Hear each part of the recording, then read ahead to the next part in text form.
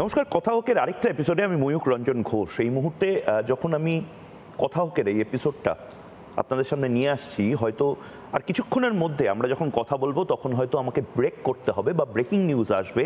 আরেকটা flight emergency landing করেছে বা আরেকটা ফ্লাইট টেকনিক্যাল কোনো একটা সমস্যার জন্য, যান্ত্রিক কোনো একটা ত্রুটির জন্য হয়তো যে বিমানবন্দরে যাওয়ার কথা ছিল, ধরুন কলকাতা থেকে ব্যাঙ্গালোরে যাওয়ার কথা ছিল, সেটা ঘুরে আবার কলকাতায় ফিরে এসেছে। বা হয়তো এই মুহূর্তে যে খবর আপনাদের কাছে নিয়ে আসতে হবে সেই খবরটা দুঃখজনক বা ভয়ের, আতঙ্কের।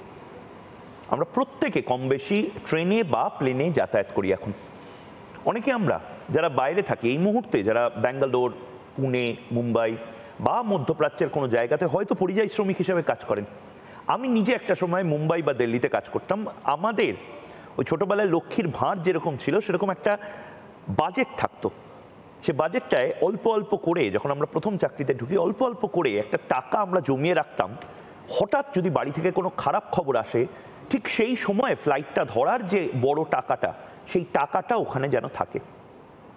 এভাবে আমরা ফ্লাইট বা ট্রেনকে আমাদের সাথে প্রতিদিন যুক্ত করে নিয়েছি। কিন্তু তারপরেও আমরা টাকা দিচ্ছি। হ্যাঁ, 2000 টাকা ফ্লাইটের খরচা ছিল আগে দিল্লি, এখন সেটা 5000 টাকা, সেটা হয়তো 8000 টাকা হবে। কুম্ভ মেলার সময় 15,000 টাকা, 17,000 টাকা আমরা দেখেছি প্রয়াগরাজের ফ্লাইট কস্ট, আমরা সেটাও দিয়েছি।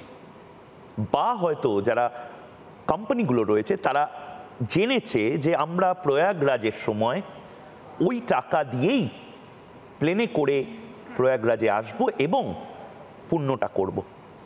বা কোনো ভূমিকম্পের সময় বা উত্তরাখণ্ডের যে মহাপ্রলয় যখন হয়েছিল, তখন ফ্লাইট কস্টের দাম 15,000, 20,000, অনেক ক্ষেত্রে আমরা 25,000ও ফ্লাইট কস্টের দাম দেখেছি। ঘটি বাটি বিক্রি করে প্লেনে চেপে বাড়ি ফেরা। কোভিড থেকে এটা শুরু হয়েছে এবং এটা নিয়ে বিতর্কও যথেষ্ট রয়েছে। কিন্তু এবার বোধহয় স্পষ্ট ভাষায় চোখে চোখ রেখে কিছু কিছু বিতর্ক শেষ করার পালা। হ্যাঁ, ভারতবর্ষে বিভিন্ন সংস্থা তারা বিমান চালায়, কিন্তু তারপরেও দেখা যাচ্ছে একটা একচেটিয়া রাজ তৈরি করার চেষ্টা যেন ভারতবর্ষে হচ্ছে। হ্যাঁ, ভারতবর্ষে যদি প্লেন চালাতে হয় তার জন্য নিশ্চয়ই প্রচুর টাকা লাগে। একটা প্লেন আসা যাওয়ার জন্য নিশ্চয়ই অটো বা রিক্সা যে টাকায় আসা যাওয়া করতে পারে সেই টাকা বা সেই মেনটেন্যান্স কস্ট বা সেই তেলের খরচা বা মোবিলের খরচাও বোধহয় লাগে না, তার থেকে কয়েকশো গুণ লাগে। কিন্তু তারপরে নিরাপত্তাটা কোথায়? ট্রেনের নিরাপত্তা কোথায়? আমরা বারবার রেলমন্ত্রীকে এই প্রশ্নটা করেছিলাম, কারণ যখন ট্রেন দুর্ঘটনা হয় তখন আমাদের একটা সাধারণ লব্জে আমরা একটা কথা বলে দিতাম যে ভিআইপিদের তো কিছু হয় না। কিন্তু আহমেদাবাদ, লন্ডনের ফ্লাইটে আমরা দেখলাম ভিআইপিদেরও হয়, ভিভিআইপিদেরও প্রাণ চলে যেতে পারে। এবং তারপরেই বোধহয় গোটা দেশ নড়ে চড়ে বসলো। 200 জনের ওপরে জাস্ট বেঘরে মারা যাওয়া কার জন্য? আজকের বিষয় ভারতে উড়ান আতঙ্ক একচেটিয়া রাজের ফলে না নজরদারির অভাবে। যারা এই মুহূর্তে রয়েছেন তাদের সাথে আলাপ করে দেবো। রয়েছেন আমার ডান দিকে মলয় দত্ত, প্রাক্তন জেনারেল ম্যানেজার এটিসি। তার ঠিক পাশে রয়েছেন রাজপুত্র চন্দ্র।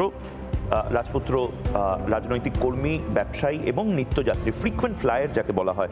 তার পাশে এই মুহূর্তে রয়েছেন ক্যাপ্টেন অরিন্দম দত্ত, পাইলট।